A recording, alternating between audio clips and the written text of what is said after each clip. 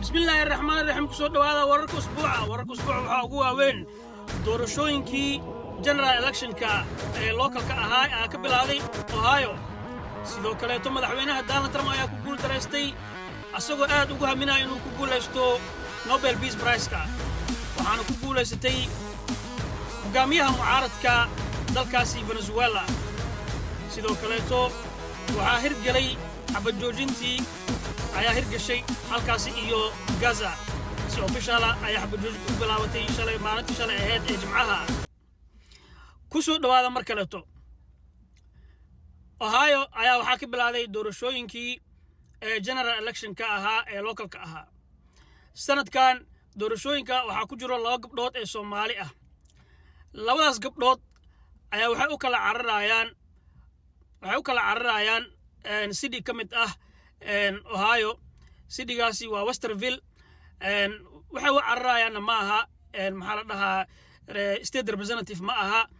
city council ma aha senator ma ahan xildhibaan ma aha waxay u cararayaan waa school boardka Westerville school boardka waxaa ka banaan 3 kursi ayaa ka banaan 3daas kursi laba ka mid ah ayay u cararayaan labadaas gabdhood ayaa u cararaya 3daas kursi sidoo kale waxaa u cararaya 3 qof oo kale ajnabi ah 5 qofood ayaa u tartamayso 3 kursi marka dad ka mid ah magaaladan joogo odayaal waaweyn ayaa waxay magaalada geliyeen gabar ayaa kursiga laga qaadan rabaa waxaasna wax ka jira malaha marka labada gabdhood hadii loo codeeyo labada kursi way heli karaan taasina waxay u noqonaysaa guul aad u weyn dadka Soomaaliyeed guul aad weyn ayay noqonaysaa marka dadka beenta faafinayo oo dhahaya gabar Soomaaliyeed ay kursiga laga qaadan rabaa kursigeeda la rabaa in laga qaato waa arin been ah oo waxba ka jirin oo been abuur ah nimanka odayaasha ee ku soo fashilmay siyaasadda Soomaaliya oo halkaan rabo inay nacayb ka dhaxdhaliyaan dhalinyarada Soomaaliyeed oo kuraasta u tartamayo halkaan dalka Mareykanka waxaan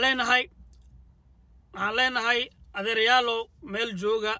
oo mataqaanaa ishig dadka nacaybka ka dhaxdhalinaysiin iska daaya ilaahay ka cabsada doorashooyinka waxay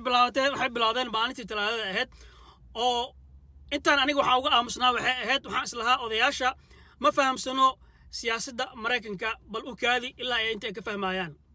waxaan sameynay inay mataqaanaa ishakeen arinta sida ay u maleeyaan inay ka duwan tahay balse dhig jalq way noo siin waayeen waxa inoo cadaatay inay fahamsan yihiin balse ay rabaan inay nacayb dhex dhigaan dhalinyarada Soomaaliyeed aniga qaas ahaan waxaan ula hadlay odayaasha qaar ka mid ah markaan la hadlay ayaa wuxuu ugu jawaabay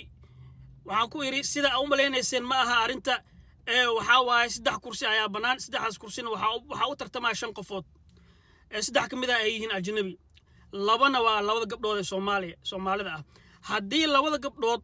ee Soomaalida isku si aan u codeeno labada bay soo wada baxayaan balse way iga dhageysan waayeen dhag jalq way siin waayeen waxaan ugu yiraahdeen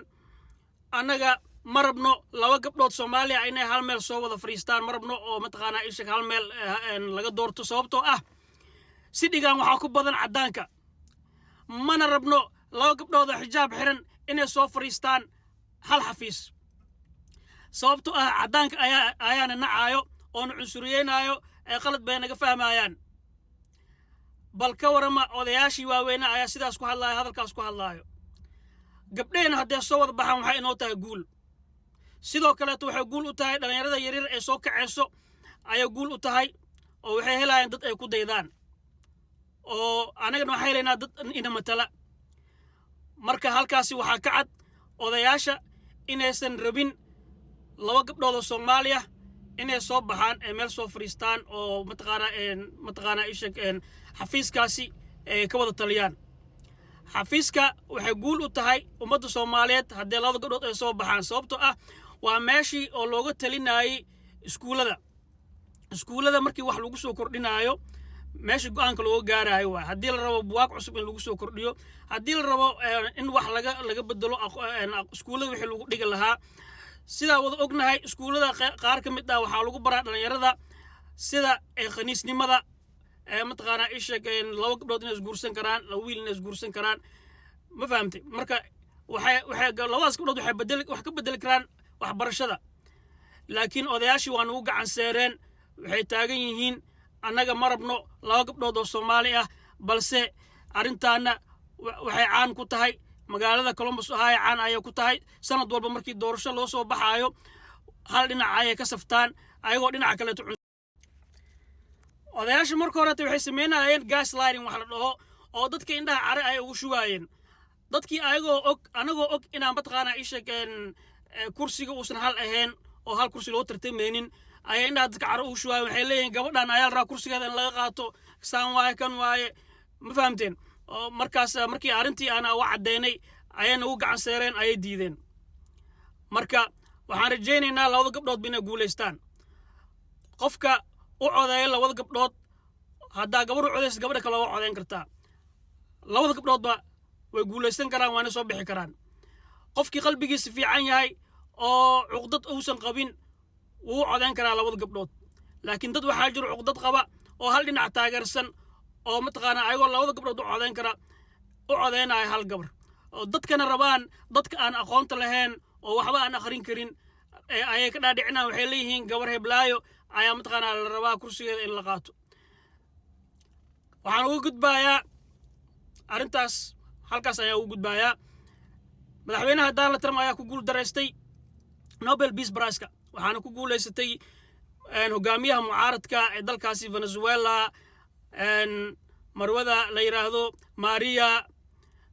marwadaasi ayaa ku guulaysatay Maria Machado ayaa ku guulaysatay waa hogaamiyaha mucaaradka ee dalkaasi waxay taageersan tahay khaniisnimada waxay taageersan tahay yahuudda ayay taageersan tahay Falastiin ayay ka soo horjeedaa waa naag cunsureed ah madaxweynaha Donald Trump ayaa aad arrinkaas uga carooday sababtoo ah wuxuu aad ugu dadaalayay inuu ku guuleysto Nobel Peace Prize sababtoo ah asaga mar walba wuxuu jecel yahay madaxweynihii hore inuu wuxuu sameyn jiray inuu sameeyo madaxweynahaasina waa Barack Obama wuxuu jecel yahay Barack Obama inuu iska dhigo madaxweynihii Barack Obama wuxuu Nobel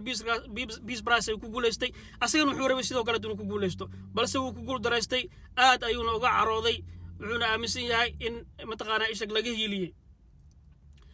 laakiin naagtu ku guulaystay waa naag cunsureed ah islaamka nacab yahuudda taageerto khaniisiinta taageerto balse arrintaas aan ka gudbo waxaa shalayto hirgalay xabajoojintii halkaas iyo Gaza dadkii Falastiiniyiinta ahaa aad ay u faraxsanaayeen waxay ka soo dhaqaaqeen ay ka soo kicitameen halkaas iyo Southka Gaza waxayna u soo kicitameen halkaas iyo Northka ayagoo faraxsan oo mataqaanaa ishag oo duceysanayo ayagoo ilmeenayo ayagoo heesaayo marka waxaan u rajaynaynaa inay noqoto nabad waarta inay u noqoto ee guulaystaan loona aqoonsado dal waxaan u rajaynaynaa walaalayna Falastiin inay helaan nabad waarta loona aqoonsado dal madax bannaan. Asalaamu calaykum waraxmatullaahi wabarakaatuh.